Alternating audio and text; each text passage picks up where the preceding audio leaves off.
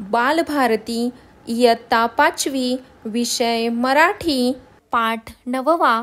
पाठाचे नाव आहे जनाई. दुपारची मोट बांधली तशी जनाई उसाच्या फडातून बाहेर आली. पाण्याची दारं मोडून कंबर धरली होती. पाल्यानं कापलेलं अंग सारं भगभगत होतं.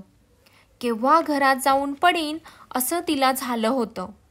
पण थेट वस्तीवर न जाता वाटवाकडी करून ती शेंगांच्या वावरात शिरली. आज सोमवार, 2 वेलं उपटून घ्यावेत. पोरंही 4 शेंगा खातील आणि आपल्याही पोटाला जरा आधार होईल. म्हणून लगालगा ती शेंगांच्या वावरात आली नी भुलल्यागत बघत उभी राहिली. गॅस बत्तीच्या प्रकाशात हिरवागार शालू झागमाग करावा तसं ते वावर चमकत होतं.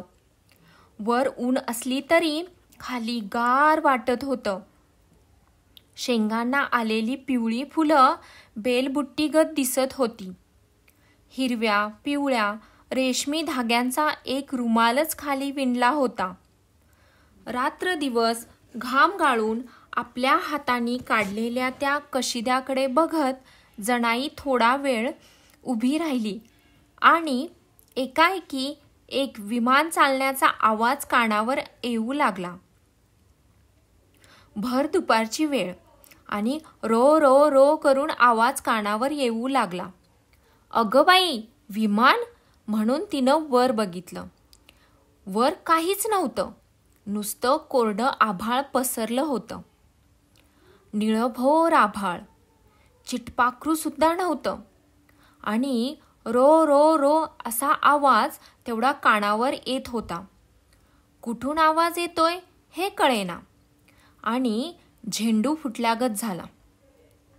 उभं राहायला नको म्हणून गडबडीनं वेल उपटायला खाली वाकली आणि विमान समोरून अंगावर आल्याचा भास झाला. खाली केलेली मान वर करून बघती तर समोरच्या 4 काकरीचे वेल उलते पालते होत होते. भुईमुंगाच्या आऱ्या वर उचलत होत्या आणि पायाखालची जमीन हादरा देत होती. रो रो रो असा आवाज जवळ येत होता आणि डोळ्यांनी बघितलं तर काळ्या ठिपक्यांची एक 4 वाव तुळी अंगावर धावून येत होती. अगं बाई, साप! म्हणून जनाई झटक्यानं मागं फिरली आणि जमिनीला पाय न टेकता वारं सुटावं तशी पळत सुटली. मागे न बघता थेट वस्तीवर येऊन थडकली. धाबं दणाणून गेलं होतं. तिच्या जीवात जीव नव्हता. पोटात घाबरा फुटला होता. अंग सारं घामानं थपथपलं होतं. तोंडावाटे शब्द फुटत नव्हता. वाचाच गेल्यागत झाली होती. हात पाय थरथरत होते. ऊर धाड धाड करीत होता. वस्ती कशी गाठली हेच तिला समजलं नव्हतं. वस्ती गाठली हे तरी खरं का म्हणून डोळ्यांनी ती भोवती बघत होती. मनाची खात्री करून घेत होती. आणि आजूबाजूचे सारे भाऊबंद गोळा होऊन येत होते. बघता बघता सारी वस्ती गोळा होऊन आली. कालवा उडाला. काय झालं आहे म्हणून पोरं पदराला धरून विचारू लागली. जमा झालेली सारी माणसं तोंडाकडे बघत होती. आता काय सांगायचं? ऊर अजून धडधडत होता. कानातला आवाज जात नव्हता. काही बोलणंच सुधरत नव्हतं. आणि कसं सांगायचं? तोवर चुलत सासराही उठून आला आणि विचारू लागला. काय झालं जना? उन्हाची अशी आरडत पळत का आलीस? धाप लागलेला ऊर तिला धड बोलू देत नव्हता. घडला प्रसंग कसा बसा तिनं वर्णन केला आणि लोकांच्या तोंडाकडे बघत ती गप्पच बसून राहिली. ते ऐकून सारी वस्ती भ्याल्यागत झाली. भ्याच पडलं. आपल्या रानात एक भुजंग आहे. 15-20 एकर रान हिंडतोय असं आपल्या वाडवडिलांकडून भाऊबंदांनी ऐकलं होतं. ऐकून सगळ्यांना माहीत होतं, पण गेल्या 10 वर्षात त्याचं नाव कधी निघालं नव्हतं. कधी कुणाची गाठभेट नव्हती. एकदा दोनदा त्याची कात तेवढी रानात आढळली होती. त्यावर त्याचा कधी दुम नव्हता. कैक वर्ष त्याचा विसर पडल्यागतच झालं होता. त्यावर आज जनाईला दर्शन दिलं होतं. वस्ती सारी चपापल्यागत झाली होती. जनाईच्या पोटात तर खड्डाच पडला. गोळा झालेले भाऊबंद निघून गेले आणि ऐकलेला आवाज कानात घुमत राहिला. एक विमान सारखं फिरत राहिलं. तरीही घरात बसून भागणार नव्हतं. जीवाचा धडा करून जनाई शेतावर जात राहिली. एक दिवस तो समोर येऊन ठाकल्यावर मात्र तिनं त्याला बजावलं. का बाबा, आमची पाठ घेतलीयास? कशापायी भ्या दावाया लागलायस? आमच्या रानात वस्तीला राहिलायस तर आमची राखण करशील का भ्या दावशील? तूच राखण करायला पाहिजेस. कसं कसं चाललंय ते तू बघतोयस नव्ह? कशा तऱ्हेने दिवस कंठाया लागलोय हे काय तुला माहीत नाही? बाबा, लय जीव वैतागलाय माझा. वस्तीला हैस आमच्या.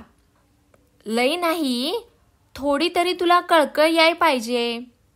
कुणाचं पाठबळ हाय काय सांग बघू आम्हाला.